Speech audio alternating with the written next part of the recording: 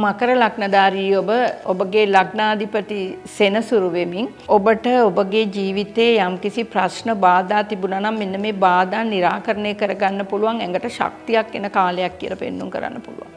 ඒ වගේම ඔබට ඔබගේ බැංකු ධනය හෝ ඔබගේ මුදල් තැන්පත් ධනය සම්බන්ධව ඔබට යම්කිසි විදිහක ප්‍රශ්නයක් පැන නැගීමට හැකියාව තිබෙන අතර ඔබ ඒ සම්බන්ධව කටයුතු කරනවා නම් ඊටාම ප්‍රවේශංකාරීව සූක්ෂමව කටයුතු කරන්න ඔබට මේ ප්‍රශ්න ටික විසඳා ගැනීමට හැකියාවක් ලැබෙන කාලයක් එනවා.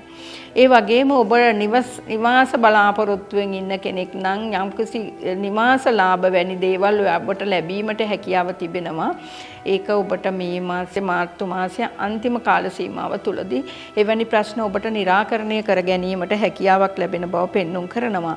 ඒ වගේම ඔබට පාදවල අසනීප ආබාධ තියෙන කෙනෙක් නම් ඒ සම්බන්ධව බලා ගන්න ඔබට එවැනි දේවල් වලට පාදවල අසනීප වැනි දේවල් වලට යම්කිසි විදියකින් ඔබගේ ධනයෙන් වියහියඳන් කිරීමට යන කාලයක් කියලා පෙන්눔 කරනවා. නමුත් ඔබට গুপ্ত දේවල් සම්බන්ධව යම්කිසි ඇල්මක් ඇති වෙන අතර යම්කිසි විදිහකින් ඔබට গুপ্ত කටයුතු කරන කෙනෙක් නම් ඔබ গুপ্ত කටයුතු සම්බන්ධව ඔබට වාසි සහගත දෙයක් පෙන්눔 කරනවා.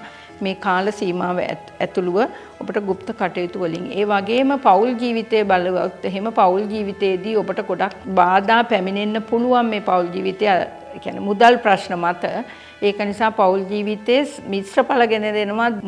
මුල් සතිය තුල ප්‍රශ්න පැන නගන උනා අවසන් දිනවල ඒ කියන්නේ අවසන් සතිය අවසන් කාලයේදී ඔබට පෞල් ජීවිතය සම්බන්ධව යම්කිසි ගැටලුකාරී තත්ත්වයක් කෙනෙකුගේ ප්‍රශ්නයක් විසඳන්න ගිහිල්ලා ඔබ කරා ඒ ප්‍රශ්නේ පැමිණෙන අතර මකර ලග්නධාරී ඔබ ඊටාම කල්පනාකාරී වෙන්න මේ අවස්ථාවේදී. මොකද අනුන්ගේ ප්‍රශ්නවලට කතා කරන්න ගිහිල්ලා තමන්ගේ කරගන්න යන්න එපා ඒ ප්‍රශ්න. මොකද තමන්ගේ කරගන්න වෙනවා. ඒක නිසා අනුන්ගේ ප්‍රශ්නවලදී කතා කරනකොට බොහෝම පරිස්සමින් කතා කරන්න කියලා කියනවා. අධ්‍යාපන ලබන දරුවන් වෙනුවෙන් අධ්‍යාපන කටයුතු ඒ දරුවන්ගේ සාර්ථක කරගන්න පුළුවන්. ඒ දරුවන්ගේ පෙනී සිටිනා වූ විභාග මාලා වලින් ජයග්‍රහණයක් ලබා ගන්න පුළුවන්. අධ්‍යාපන ලබන ඔබ සැමටම ඒ පැත්තෙන් ඔබට ප්‍රශ්නයක් නොවුනත් ඔබ ඇසුරු කරන අය සම්බන්ධව ඔබ ඊටාම කල්පනාකාරීව ඔබගේ කටයුතු කරගන්න.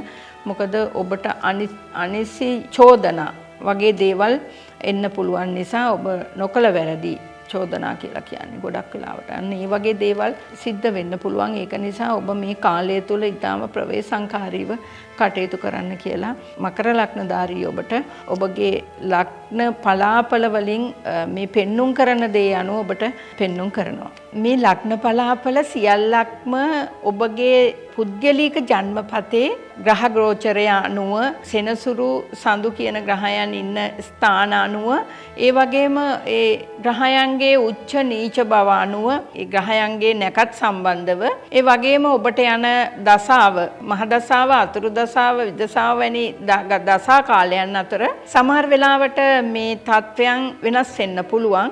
ඒක නිසා මම මේ පොදු පලාපලයක් ඔබට කියන්නේ ඔබට මේ සති දෙකක කාලයක් තුළ ගත වීමට තිබෙන පොදු පලාපලයක්. ඒක නිසා ඔබට යම් කිසි ප්‍රශ්නයක් ඒ වගේ තියෙනවා ඔබගේ පවුලේ ජ්‍යොතිෂවරයා හම් වෙලා ඔබගේ ප්‍රශ්න ටික ඔබට විසඳන්න පුළුවන්. මම මේ සාමාන්‍යයෙන් ලග්නයකට එන පොදු පලාපලයක් තමයි මේ ඉදිරිපත් කරලා තියෙන්නේ.